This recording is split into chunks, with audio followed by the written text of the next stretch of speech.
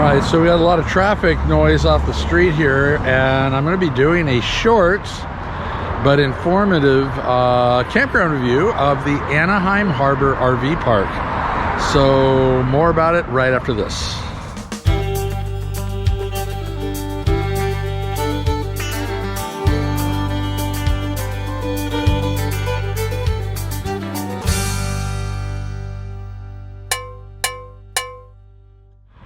So I guess there's a lot of pros and cons. I'll go over some of the cons first.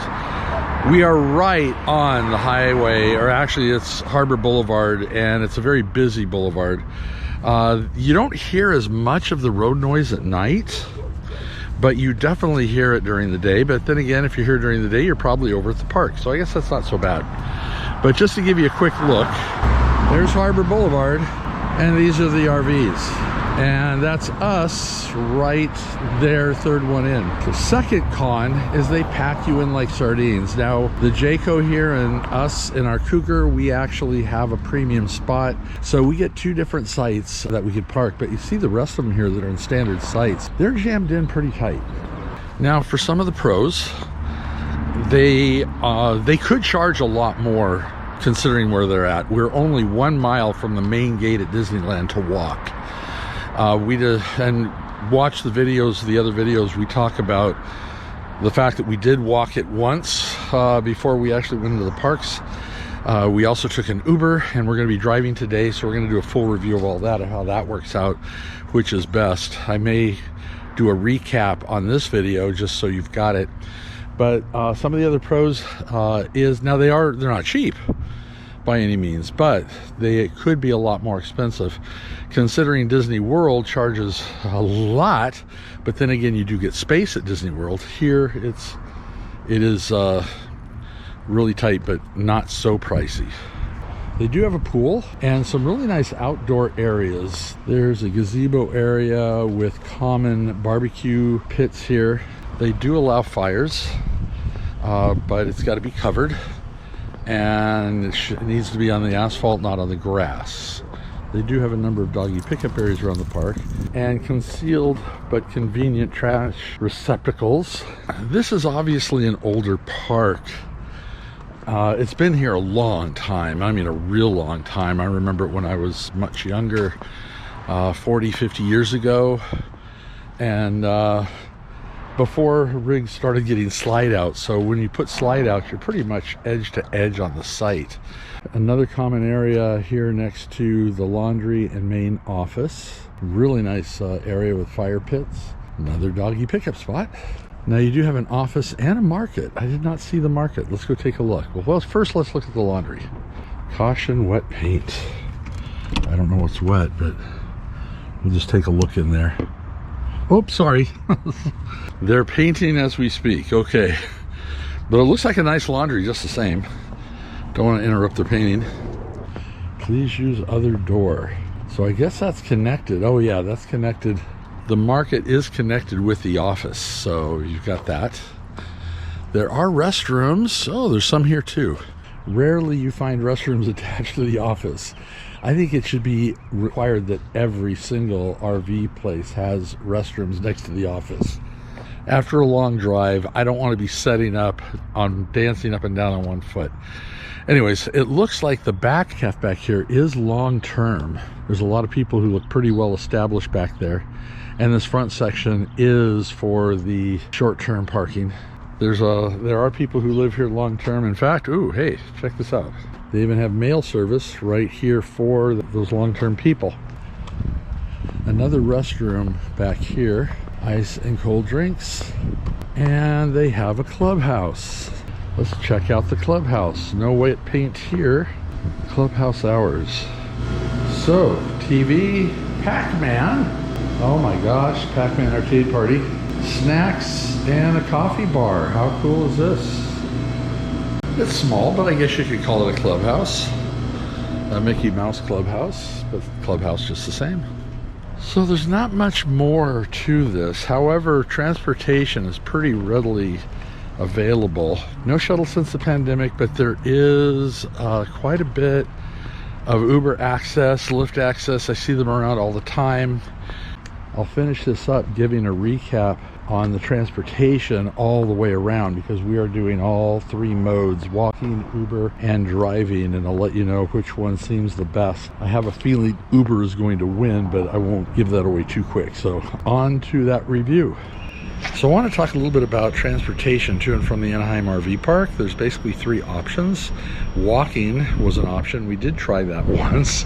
And though, you know, walking there didn't seem that bad, the biggest problem that I discovered was after walking around the park 15,000 steps plus all day long, I don't want to walk another mile at night to get back to the RV park. So to be honest, I'm not really happy about that option. Plus, do I really want to walk a mile and then I'm going to be walking 15,000 more steps? I'd rather save my feet for the park and not going to and from the park. So what we actually did is we bought into the parking pass to park in the actual structure. It wasn't bad. It was $30 a day. They do not give you a break, so we paid $150 for 5 days parking in the parking structure. Driving from the RV park to Disney is not an issue. You're going to do that no matter what you do. But once we got to the parking structure, it took us over a half hour one day just to drive up to the top of the structure to where they let us to park the truck, get back downstairs to the tram station, and it was over a half hour just to get to the tram station. And then we had to hop on the tram, wait in line for the tram, hop on the tram, and ride that around. So it took a lot of time, and once again, $30 a day to park there. There was also one night that we were heading out, the parking staff did not put the cones away like they should have at that point in the evening, and we could not get onto the access road to turn right onto Ball Road. It actually, the cones led us onto the freeway, so we went about 10 miles out of our way to circle around and get back to the park the back way. So that was not a whole lot of fun either. The third option, Uber never took more than 5 minutes to pick us up. The last day when we took Uber, they were at the RV park within 3 minutes. Dropped us off at this pickup and drop off point, which is only maybe about 4 to 5 minute walk, and I'm talking casual walk, not hard walk, to the front gate.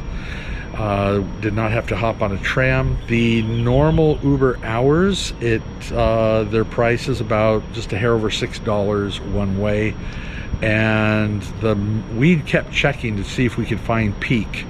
The biggest peak we saw, it was $10 to take the Uber from Disneyland back to the RV park. So even if you look at the maximum times, let's say you had peak going and coming, 20 bucks, you're still saving $10. That's what, like 2 churros.